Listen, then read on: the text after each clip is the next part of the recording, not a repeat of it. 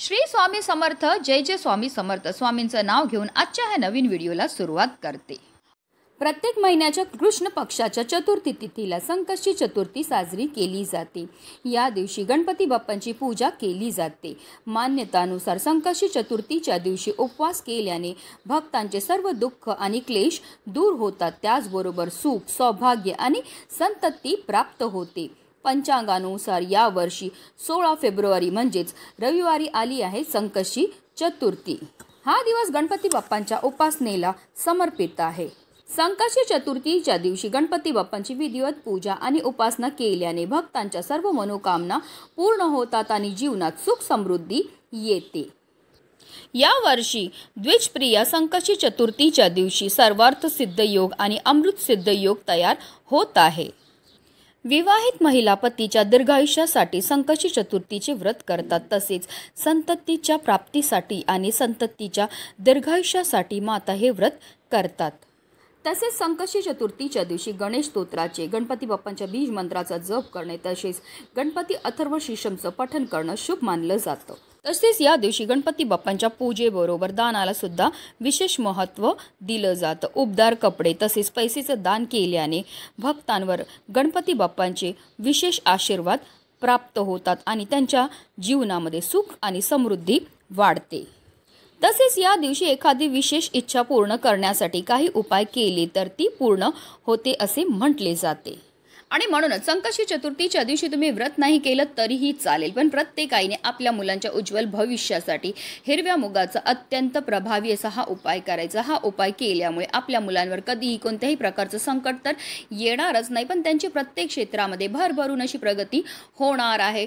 अतिशय प्रभावी असा हा उपाय आहे, ज्याबद्दल सविस्तर आणि महत्त्वाची अशी माहिती मी तुम्हाला या व्हिडिओमध्ये देणार आहे. तो व्हिडिओ पूर्ण पहा आणि जर तुम्ही माझ्या चॅनलवर नवीन असतील तर चॅनलला सबस्क्राईब करा आणि शेजारी बेल आयकॉन सुद्धा प्रेस करा, जेणेकरून तुम्हाला माझ्या नवनवीन व्हिडिओचं नोटिफिकेशन हे मिळत राहील आणि तुम्ही एक पण व्हिडिओ मिस करणार नाही. आणि कमेंटमध्ये ओम गण गणपतये नमः लिहायला अजिबात विसरू नका. संकष्टी चतुर्थीच्या दिवशी आपल्याला सकाळी ब्रह्ममुहूर्तावर उठायचं आणि अंथरुणामध्येच आपल्याला ओम गण गणपतये नमः या प्रभावी मंत्राचा 11 वेळा जप हा करायचा आहे. कारण असं म्हटलं जातं ब्रह्ममुहूर्तावर आपण जी पण पूजा किंवा सेवा करतो त्याचं आपल्याला अनंत पटीने शुभ फळ हे प्राप्त होत असतं. त्यानंतर आपल्याला स्नान करायचे. स्नान केल्यानंतर तुम्हाला स्वच्छ वस्त्र हे परिधान करायचे. शक्य असेल तर लाल किंवा पिवळ्या रंगाचे वस्त्र परिधान करा. आणि त्यानंतर सर्वप्रथम आपल्याला देवघरामध्ये दिवा हा प्रज्वलित करून घ्यायचा आहे. कारण कोणतीही सेवा किंवा कोणताही उपाय जर आपण अग्नीच्या साक्षीने केला तर त्यामध्ये आपल्याला निश्चितच यश हे मिळत असतं. त्यानंतर आपल्याला सूर्यदेवांना जल हे अर्पण करून घ्यायचं आहे आणि आपल्याला देवघरामध्ये आसन घेऊन बसायचं आणि गणपती बाप्पांची तुमच्याकडे मूर्ती असेल तर त्यांना तामनामध्ये घ्यायचं आहे.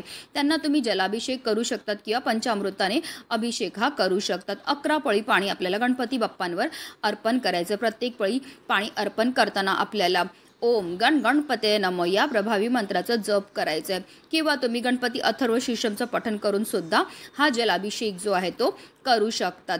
जलाभिषेक करून झाल्यानंतर हे जे तीर्थ आहे ते आवर्जून आपल्याला आपल्या मुलांना प्यायला द्यायचं. असं केल्यामुळे आपल्या मुलांच्या बुद्धीमध्ये वाढ होते. त्यानंतर गणपती बाप्पांच्या मूर्तीला स्वच्छ पुसून पुन्हा त्यांच्या स्थानावर ठेवायचं आहे. त्यांना आपल्याला कुंकू लावून घ्यायचं, अक्षदा अर्पण करून घ्यायचे. तसेच त्यांना जास्वंदाचं फूल तसेच आपल्याला 21 दुर्वांची जुडी जी आहे ती गणपती बाप्पांना अर्पण करायची. ही जुडी अर्पण करताना आवर्जून आपल्या मनातली इच्छा बोलून ही जुडी जी आहे ती गणपती बाप्पांना अर्पण करायची आहे.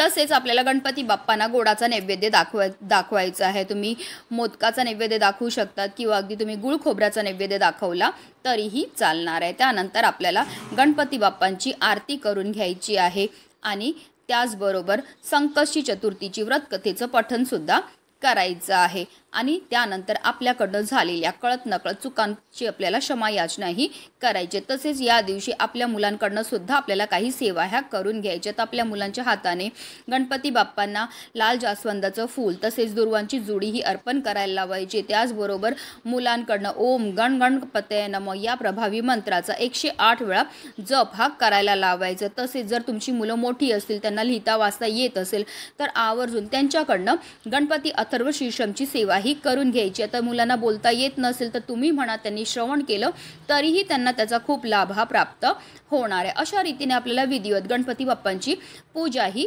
करून घ्यायची आहे.